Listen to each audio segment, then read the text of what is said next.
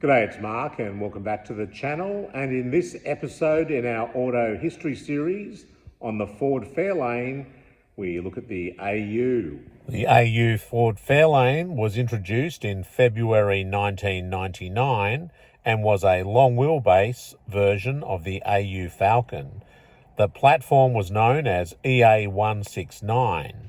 During this time, and no doubt influenced by the market acceptance or lack thereof of the AU series of Falcons, the Holden Statesman and Caprice actually outsold the Fairlane and LTD.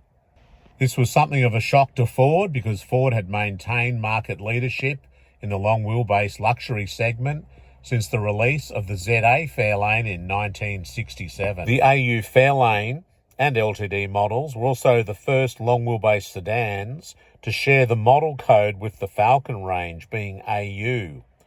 Some people refer to these as NU, which is incorrect.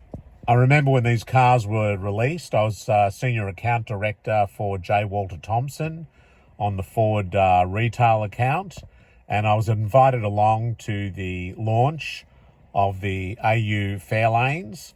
And I must say it was terrific to go and see a lineup of cars. There was a drive program involved as well, but it was terrific to just go and see a lineup of brand new Fairlanes in different colours. And because of the styling, which was very Lincoln Town Car-esque with the formal roofline and chrome grille and so on, it kind of took my mind back to what it must have felt like to go to a launch of Ford Galaxies or LTDs or other older Ford product, because they had this very American classic style design, which I really liked.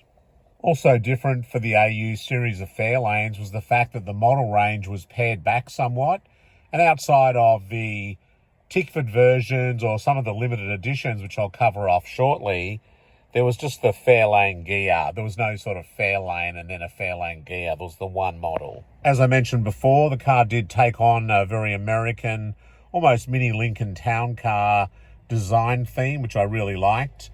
The front grille on the Fairlane was high chrome with a horizontal design in a reverse triangle kind of theme. And the headlights were designed to match, which had 4 round headlights within a housing that reminded me very much of the 1964 Studebaker Lark, which I thought looked quite good.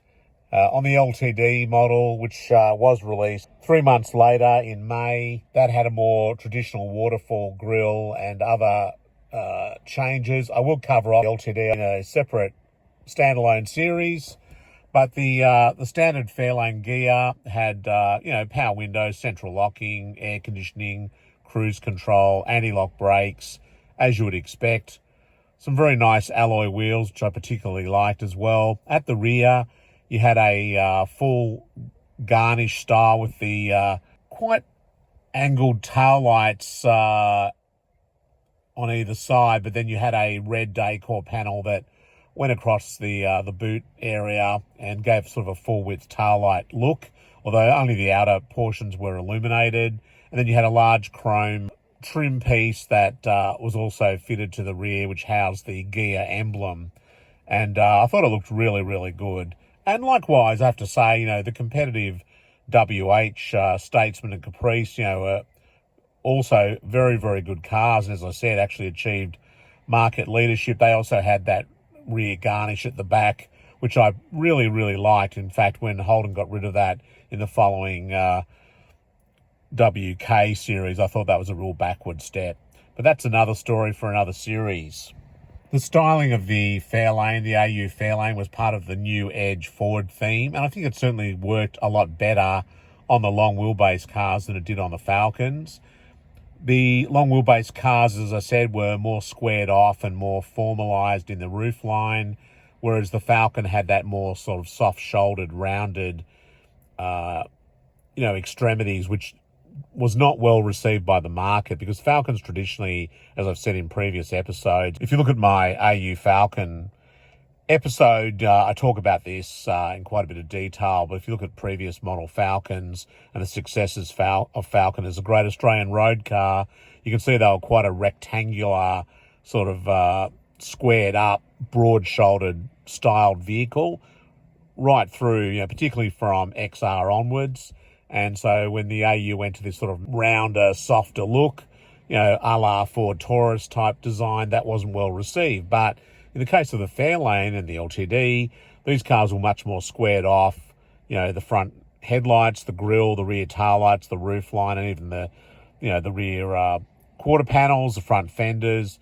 So the car had a more squared off styling theme, which I think worked a lot more successfully than the Falcon did. And while some people may say they don't like the look of the Fairlane, the AU Fairlane, one thing you can't argue is the differentiation from the standard Falcon product was certainly there. Unique front grille, headlights, guards. It was significantly different from the base Falcon, and that's something that I feel was an improvement over the previous NF and NL Fairlanes, which I feel were a little bit too generic in their design, notwithstanding they had terrific interiors. Check out my NF and NL Fairlane episodes if you want to learn more about those. But the Fairlane and the LTD, I think, had very differentiated styling compared to the standard Falcon. Overall length for Fairlane was 5,140 millimetres. I've put the inches here as well. Wheelbase was 2,919 millimetres. The height was 1,448 millimetres. And the width was 1,872 millimetres. From a suspension point of view, the Fairlanes had the excellent high series AU independent rear suspension, superior to the later suspension system used in the BA series and certainly superior to the Holden system. It was a very, very good system indeed, provided a nice ride but also very sure-footed handling. Equally, the front suspension also provided a high level of grip and good road holding and very good steering control. In terms of engines, there was the standard 4-litre Intech VCT petrol engine that had 168 kilowatts or at 5,000 revs and 370 newton meters of torque. I'll just put the horsepower and foot-pound figures on there as well. And that was a single overhead cam engine with variable cam timing. Also optionally available, and I'm not talking about the TL series here, but in the standard car there was the option of the 5-litre Windsor V8, and that had 175 kilowatts at 4,500 revs and 395 newton meters of torque at 3,000 revs. So you can see between the 6-cylinder at 370 newton meters and the V8 at 395, there was definitely a difference, no question about it. But, the 6-cylinders gave a very good account of themselves and actually, performed quite well. All the cars had the electronic 4-speed automatic transmission in a T-bar format.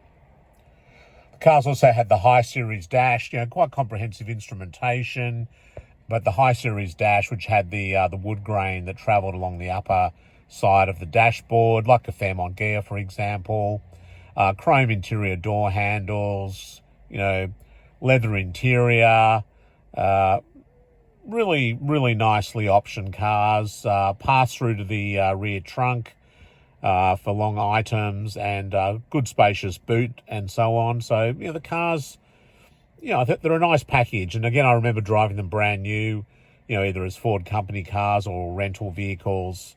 I know when we went up to Bathurst for the FPV, for the GT Nationals, where we had the first public showing of the final production GTs, we rented a car and we had an AU Fairlane. And I was like, I'll drive. I was quite happy to drive. It was only a 6-cylinder, but, it was a really nice car to drive. Also, limited edition was the Fairlane Sportsman. And that had 17-inch Elegance alloy wheels, two-tone paint combinations, LTD luxury Howard leather seats, which looked really nice. Also, 10-way power seats, driver and front passenger. driver memory seat and mirrors, Momo luxury steering wheel in wood and leather, and also the floor mats as well. Standard engine was the 4-litre VCT. Car also had a 250 watt 11 speaker premium sound system with a 6-disc CD changer, automatic climate control as you'd expect, the ABS, the usual features, driver and passenger airbag, the 60-40 split fold rear seats. Again, these sort of features were standard on the normal Fairlane, but again, really nice package. Another edition or limited edition was the 75th anniversary, and I've also got one of those, the VCT 6-cylinder engine, special alloy wheels, factory moonroof, and special black interior with the 75th anniversary logos, and also external 75th anniversary badging as well. Really nice car, and they're certainly quite desirable. Again, I think my mate David's got one of those as well. Different colour to mine, but yeah, we've both got 75th anniversary Fairlanes. The 75th anniversary Fairlane also came with a unique grille, and it was available in 4 colours, which included the one I've got, which is a unique sandstorm metallic, which is a really nice colour. There's also monsoon blue, I think that's the colour of David's. There was liquid silver over meteorite, and there's also silhouette black over meteorite as well. And they were really, really nice looking cars, I thought. Also, the driver and front passenger seats had a 10-way power adjustment, and the drivers also had a memory for simultaneous seat and mirror settings. The leather seats were embossed with the 75th anniversary logo, and also a beautiful Momo steering wheel. There's also matching carpet mats as well. There was an alarm system also fitted. And there were 250 75th anniversary Fairlanes built. And that was basically celebrating 75 years of production for Ford Australia. In the Series 2 model, Ford also played up its link to Tickford and had available options saying that you could make your Fairlane gear even more refined and exclusive, with options from Tickford, which was Ford's partner in performance and refinement. And so things like, practical things like towing packs going from 1,600 kilos up to 2,300 kilos with a load levelling kit were available.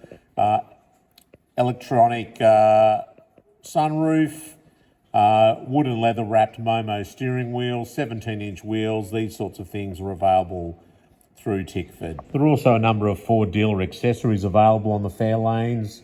For example, bonnet protectors and headlight protectors, weather shields, also the Momo leather gear knob, the Momo leather steering wheel. There was also a dash mat available, gear carpet mats. There was a 17-inch alloy wheel and also a 16-inch alloy wheel available. I didn't particularly think they looked that good. You can be the judge. You never really see these wheels on the cars, so I don't think they were big. There wasn't a big take-up. The towing packages, as I mentioned earlier, was another feature that you could order. One of the special editions that Ford released for the AU Fairlane was the Millennium, and that was packed with $4,000 worth of equipment at no extra cost. And that car retailed for $50,990. And the differences over the standard gear were Millennium badges. It also had the 17-inch Tickford alloy wheels, and also smoked quartz surrounds for the headlights. You can check out my friend David's got a Millennium Fairlane, and I've done a video on that, so check that one out if you're interested. I've got a 99 AU Fairlane gear 5-litre V8 in sparkling burgundy with the leather interior. And I really wanted an AU Fairlane in my collection. I've had it now for quite a few years. Used to drive it almost as my daily for a little while, and then retired it, sort of more of a collector car now. But I particularly wanted a 5-litre V8, and I particularly wanted sparkling burgundy. That's the sort of two things I really wanted. And I'd say the most desirable of all of the AU Fairlanes, and car I'd like to have, is the AU series of the Tickford cars, the TL50, which was the Tickford enhanced long wheelbase cars, and they had the 200 kilowatt in the initial series, Windsor V8 with electronic sports shift 4-speed automatic transmission. Now, these cars are incredibly rare. The first model, the Series 1, there were only 46 built. The Series 2, there were 13 built. And then the Series 3, which had the more desirable engine, there were only 3 of those built. I think most of those were Ford press cars or company cars. I think there had been one retail car in that. So extremely rare. The cars had unique interiors, Momo wheel, unique suspension, mesh-style grille, blackout headlight surrounds. In the case of the Series 3 car, that also was fitted with the 5.6-litre stroked version of the Windsor V8. And that put out 250 kilowatts and 500 newton metres. And that even required an upgraded driveline to transfer power to through the wheels to the independent rear suspension, the rear end. So really a rare car and very, very desirable car. And a nice kind of mulberry leather interior, which I thought looked particularly good. I think it was called Aubergine. The cars are also available with the Brembo brakes, and yeah, I'd love to have one of those in my collection. I think they're a tremendous car, really, I really do. Ideally, you'd have the Series 3, but even one of the earlier Series 1 or Series 2 cars, I think would be a nice thing to have. You know, and I guess I'd say if anyone's got any of those cars out there, just make sure you keep it all original, because, you know, these things are rare as, and the more they're kept factory stock, the more valuable they are. There's a lot of very conflicting production data for AU Fairlanes and LTDs. A lot of it can't be trusted. From what I've been able to ascertain, there were 5,121 AU1 Series 1 Fairlanes produced, and 438 AU1 LTDs, by the way. The AU Fairlane is certainly amongst my all-time favourite Fairlanes. I'd say probably the AU, the ZC, and then my ultimate favourite is the ZH. That'd be my top 3. Well, I hope you enjoyed that episode on the AU Fairlane. Make sure you check out all the episodes on the Fairlanes in the Auto History series, right back to the ZA.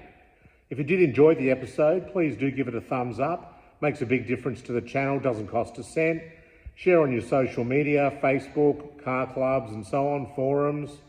Press the hype button so other enthusiasts get to see the video recommended to them. And above all, please hit that subscribe button with the bell notification, and that way you'll receive updates when new episodes are released. Thanks very much for watching, and we'll see you next time. Bye.